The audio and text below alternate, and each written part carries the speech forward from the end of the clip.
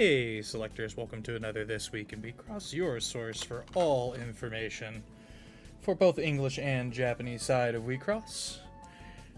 It's kind of a miracle that this didn't happen last week because it coinciding with what I had to miss out for last week. There really wasn't much to cover, but so that makes this week a little bit easier.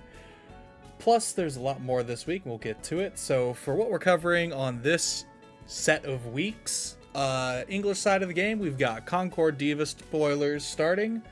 And on the Japanese side of the game, we've got more information for Mugen Shoujo, as well as Loth Selector spoilers. So we're going to start off this week with the Japanese side news, because the information about Mugen Shoujo is pertinent to us for our GP season. Again, Mugen Shoujo, if you're unfamiliar with it, is basically the equivalent of WiXoss Worlds. It's a huge event that has the best of the best that show up for it, and you get no better than that. So some notable information from the link that Takara Tomy posted about the event, and I will have the link to the Japanese site below, but these little bits are the most notable information translated. So the overview event, it is invitation only, so there are no spectators, there's no side events for non-participants, there's nothing. It's invite only, and the winner will receive a one-of-a-kind card with an illustration of them with their chosen Lyrig. There is a little bit in the end of it. If you don't want yourself drawn on the card, instead it'll just still be a one-of-a-kind illustration with your chosen Lyrig. For overseas qualification, Japanese selectors are not allowed to win invites from selectors overseas. In the case that a Japanese selector does place high enough in any overseas event, the invite will be passed down. Now, there's no information to where, if someone from North America were to go to Europe for their qualifying events or vice versa, there's nothing noting for that. I would assume that information will be posted on the English site if there is a restriction such as that. And for transportation will be compensated. This is to be determined on an area by area basis. They give examples for transportation stuff in Japan. All they gave us for the English side was it'll be announced further, so hence this is determined on an area by area basis. But other than that, that's the most notable information for Mugen Shoujo involving the event, for those of you who are trying for it. With that out of the way, let's move on to our Loth Selector spoilers. And we've got some kind of interesting ones. I'll have to start. The art's killer. It wasn't pixelated, the art's killer.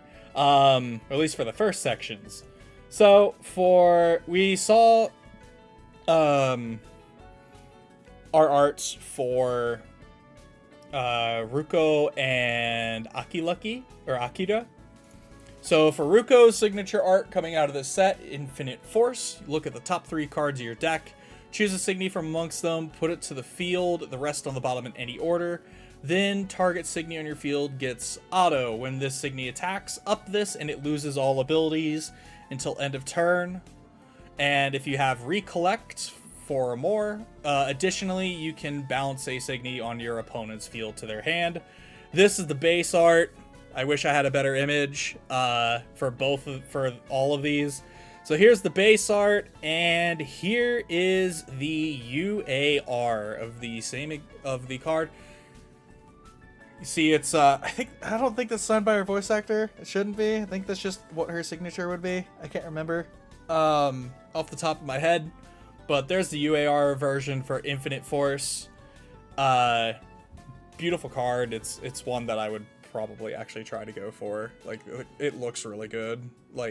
just in spoilers alone. I wonder how it would look foiled. And for Akira's signature art, we have Lock On. Draw 2, then target signature on your opponent's field gets minus 2k for each card in your hand. And if you have Recollect 4 or higher, additionally, your opponent will discard 2 at random. The art looks really cute. I love it. And then someone had to talk shit, pardon my language, and now she's pissed. The differences between these two arts are nice.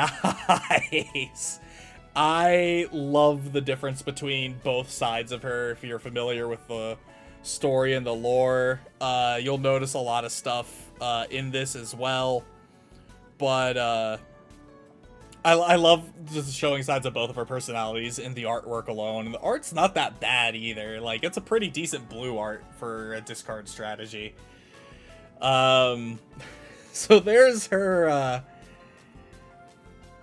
there's her signature arts. And now we're gonna go on to, we have Ruko's Larig here.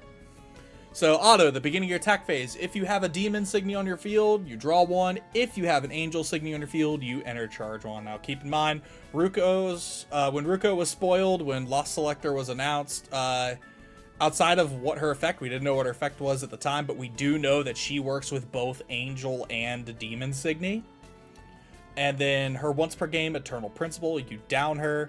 If your opponent's center is 3 or higher, each player shuffles all cards in their hand, Signy Zones, Enter Zone, and Trash into their deck. You remove all crafts from them from the game, and then draw 6. And then your opponent cannot take any damage this turn. Kind of a Hail Mary to clear a field type effect. Now, do keep in mind, this is since your opponent can't take damage, but this doesn't stop, say, Lancer, or milling your opponent out, or any other effects that just say crush a cloth. It's not specifically damage. So it's a way to clear the board. Granted, you have to find some ways to be able to still quote unquote deal damage through this, but it is a nice little reset for both players to kind of put them on the same playing field. So that's her LC variant. This is her UR variant, and yeah, I want it. The dress looks really cute. I love the ender symbols all across the frills. I don't think I'm going to be able to afford this, just because, you know, it's Takara Tomi's poster girl next to Tama. But I would love one of these, actually. It looks really good. So if you are pulling for these, good luck. I wish you luck. If not, if you're holding out for English, I hope your wallet is strong enough. But we also kind of see that she has not one, but 2 partner Signy. We'll start off with her Angel partner Signy. Is Adam, Holy Angel Queen. Auto, at the beginning of your attack phase, if you have Ruko, Full Moon Apostle on your field, you may pay white. If you do, choose one of the following. This turn, your opponent cannot guard unless they pay 2, or target Larig on your opponent's field gains this cannot attack unless you pay 2 until the end of your opponent's next turn. And then as an action, you can down this if you have a demon. You can down this, then if you have a demon on your field, you get to draw a card. And if we have Adam, naturally we have to have Eve. That's the demon partner for Ruko. Eve, Holy Evil Queen. At the beginning of your attack phase, if you have that Ruko on the field, you may choose one, or you choose one. You may discard a white card for each level target Signy has on your opponent field. If you do, bounce that Signy, or you may discard your hand. If you discarded 6 or more cards this way, return one of your opponent's life cloth to their hand. This is one way to get around the once per game. That is a quote damage. So it is a way to kind of deal damage through, like, deal that damage through Ruko's fog, so to say. Fog is a blanket term across TCGs, like, oh, you just don't take damage this turn kind of thing. So these two complement each other, and both, like, they down if they see another of the off trait to draw. And they both have, like, really interesting effects with, just, like, controlling your opponent. Probably, like, my favorite one is the Atom, because it's just, oh, I get to pay 2 if I have 2 of these out, and then my opponent has to pay 4 to guard. So if your opponent has, like, no enter, which probably won't have a lot of enter after you do her once per game, if you could just drop 2 Atoms on the field and you have enough white to pay for them, then your opponent just has to take every single Larig swing you're throwing, because they just won't have the resources to guard here. So that's going to tie it up for Loth Selector spoilers.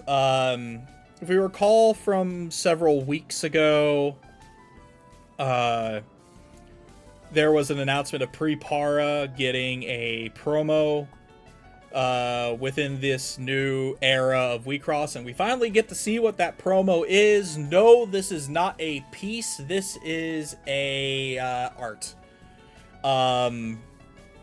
So as the use timing of main phase, you target up to 3 Pre-Para Signy in your trash and add them to your hand. At the beginning of your next attack phase, if you have 3 Pre-Para Signy on your field that share a color and have different levels, you get one of the following. If the shared color across them all is white, you get a Signy and a Larig Barrier. If it's red, you trash one of your opponent's Life Cloth. If it's blue, you draw 3, your opponent discards 3. If it's green, send all your opponent's Signy on their field to the enter zone. If black, your opponent mills 20. It's interesting. I guess it does bring Pre-Para back into the... It does bring Pre-Para back in a little bit. I'm not sure how this would sit in the current meta, personally.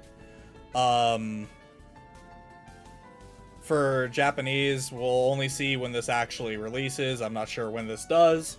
But that's about going to be the only time we'll see how this goes. I think it's kind of nice. It's kind of like a mini tuning up, like a worse tuning up for Pre-Para. Tuning up is an art in P14 for Denonbu. We'll go over that when it gets around to that spoiler season, or until it comes up another time. Just to not drag out this video any longer than it may already be. Continuing on with some promo spoilers, we have our July and August promos for JP. We have Kamiyoyo's second play, the red Signy. Auto, when this crushes one of your opponent's Life Cloth, you could vanish a 7k or less. And then the blue Clostridium, Natural Bacteria. When this attacks, you can choose a card from your opponent's hand at random and it reveals. And then if there is a Larig on your field that shares color with the revealed card, discard it. So that card is really strong in team-based decks, which from what I've been seeing on Twitter and everything else, a lot of what seems to be popular deck-wise is a sort of one-stop meta. And I'm not talking about like you only run one stop in all of your arts. No, you run one full assist line, 2 different arts. So, you know, you still run teams. You run one full assist line. The other 2 for the other 2 cards on your... that would be your other assist is just 2 arts. And then you also still have pieces available. That seems to be like what a popular build is going on right now, at least deck-wise, is just the 7 limit with only 1 full assist line. So Clostridium is really interesting, because if you have the full team, it's just like, oh, I have 3 chances to get the color right if you're on Dream Team and stuff. So those are the new promos that we're going to get. The reprint promos, the congrats promos, we have Arcadian Resonance and Echo, which are really interesting choices, considering the text on both of these cards don't reference anything to do with the Lyrig that is on the card, but is what it is. Arcadian Resonance. You target one Signy on your field, or one Signy named Hirana Memoria, Crimson Angel, Akino Memoria, Phantom Aquatic Beast, or Ray Memoria, Natural Crystal, and it gets, when this attacks, vanish a 5k or lower until end of turn. I don't remember when this card came out, like, fully. I'm pretty sure it was... Oh, this was set 8. This was set 8. That's funny. I thought this was a later set because I just don't remember this card. So that's these, and then Echo, we have target one green Signy on your field, and it gets the following ability until end of turn. While the Signy in front of this has 8k or less power, this Signy gets Lancer. Additionally, if the Signy you target is Maleficona Code Order, it awakens. And then Life Burst, target a Signy with 7k or higher power on your opponent's field and vanish it. Again, neither of these reference Hanyo or Midoriko. I mean, I guess Arcadian Resonance is kind of funny.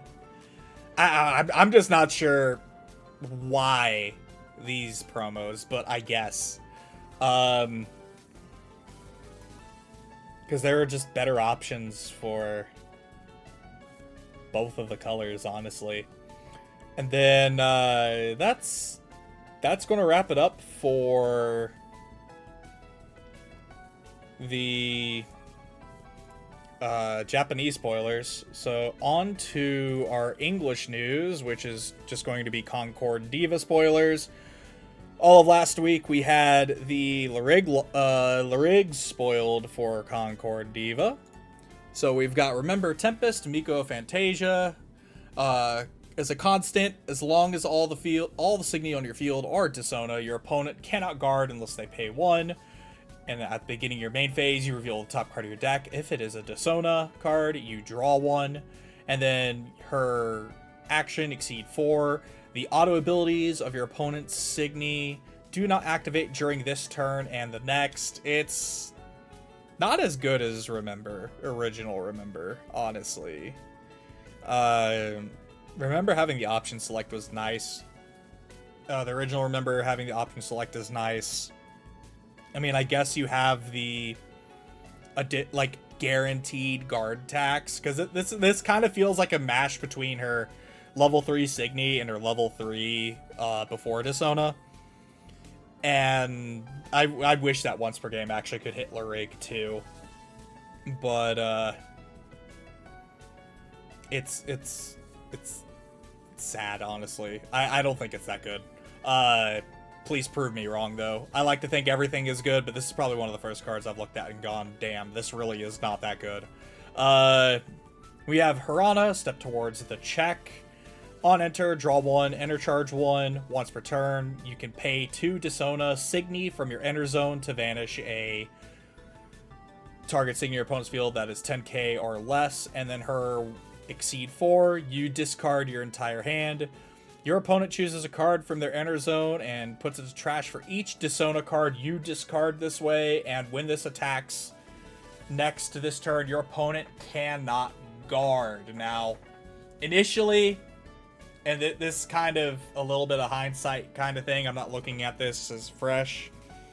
I've seen some gameplay with this card. I thought it wasn't that good on an initial read, but then I've seen some people do some really disgusting stuff with this card. Like, we're talking, like, Entwined Supremacy on top of Hirana is just a free 2 damage. Your opponent's playing at, like, 5 life cloth already, just off of the once per game, and,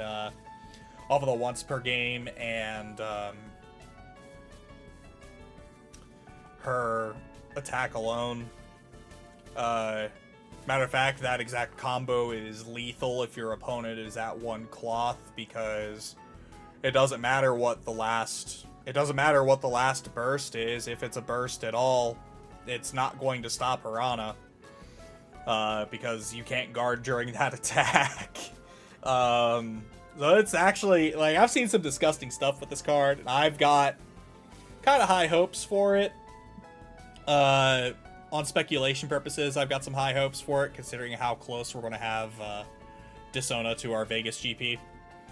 But we'll see how it actually pans out. Moving on to the rest of the spoilers, we've got Code Pyrrluke Ultimate. At the beginning of your attack phase, if you have a full field of Dissona, you may use target Dissona spell from your trash. You must still be able to pay its cost. On enter, draw 3, ditch 2, and then her Exceed 4 is this gains whenever you use a Dissona spell, target signature in your opponent's field gets minus 4k until the end of turn. It's... That once per game is, that quote once per game is not as good as it sounds. You might be able to maybe get one Signy off the field if your hand's like full of spells, because this deck does run... The deck does want to run, playing it at least on the Japanese side, does run like 4 extras, 4 emergence, 4 opening signal spells. So it's like you're running a 12 spell deck, so you're going to have like plenty of spells to potentially do this, but all of those cost enter.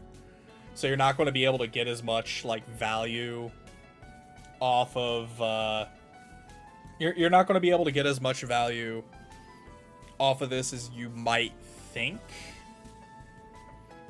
So be wary of that once per game effect. Hey guys, this is me in post edit. I misspoke on the Pyrrluke when I mentioned that all the spells that you run in the deck cost enter. The only one that's enter costless is Emergence, so that's about the only saving grace that you'll get, and a lot of times I feel like you are using it just to put Dissona Signy back into your hand because your field getting cleared, since Dissona is a very hyper-aggressive meta. But it is what it is. I just wanted to clarify that I know I misspoke, and I apologize for that. But with that, let's get back to talking about the rest of the spoilers. Moving on, we've got Midoriko Dispersal 3. As a constant, your center Signy zone, if it's Dissona, gets plus 5k. At the beginning of your attack phase, if there are 2 or more Dissona on your field, enter charge 1. Then you can add target Signy from your enter zone to your hand. And then her action of Exceed 4 is all Signy on your field get plus 10k power until the end of your opponent's next end phase. And this is only for Signy that are on the field currently. Does not count for anything after you use this ability. And moving on to the rest of the spoilers, we have Nanashi Part 3 Calamity. So at the beginning of your attack phase, if you have a full Dissona field, you put a virus in one of your opponent's Signy zones, and all infected Signy on your opponent's field get minus 3k until end of turn. So infected Signy are any Signy that are in zones that have a virus, and then her Exceed 4 is target Signy on your opponent's field gets minus 10k until end of turn, and you mill your opponent 6. I hear this card is probably one of the better ones. I'm not entirely sure why. Forgive me. This is like the one Dissona deck that I didn't pay attention to a lot when it was released in Japan. I'm pretty sure there's somebody that could tell you like what Nanashi can do, and they're like the theory of like what Nanashi can do. I can't think of that entirely off of the top of my head right now because I just don't remember. I don't remember a lot of the Concord Diva stuff. But I do know that a lot of people do say that the Nanashi is probably one of the better, if not the best, Lurig that came out of this set.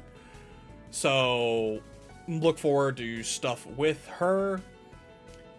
And then wrapping up our Diva, Concord Diva spoilers, we've got a level 4 Lurig. It ties into the card on the left, so we're going to start with that first. So we have Mysterious Rendezvous, Dream Team. You have to have one or more white or black Lurig on your team. If you have not grown your center this turn, ditch your hand, send all cards in your enter into trash.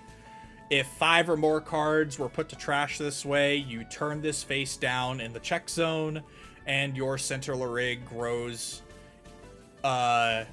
into Mayu Unknown Miko without paying its grow cost. Mayu Unknown Miko is on enter.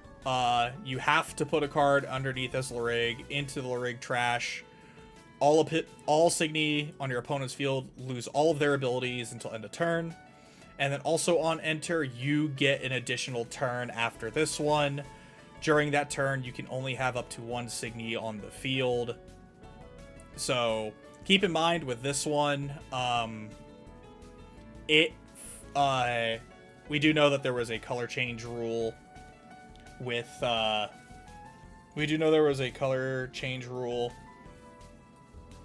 for Desona. This gets around that in considering, to a degree, because how this works is it's a piece in your Larig deck, but then it becomes a Larig. But do also keep in mind, that this still has to grow on a Tama Iona. You can't just be like, oh, I'm playing Nanashi and I'm going to grow into Mayu. No, you still have to meet the grow conditions, even though you don't have to pay the grow cost. That is still a thing. But other than that, that's all I've got for this video, guys. And thank you for watching. Thank you for listening. If you like this stuff, like, comment, subscribe. If you want to get updates and all that fun jazz. With that, I will see you guys in next week's video. Catch y'all later.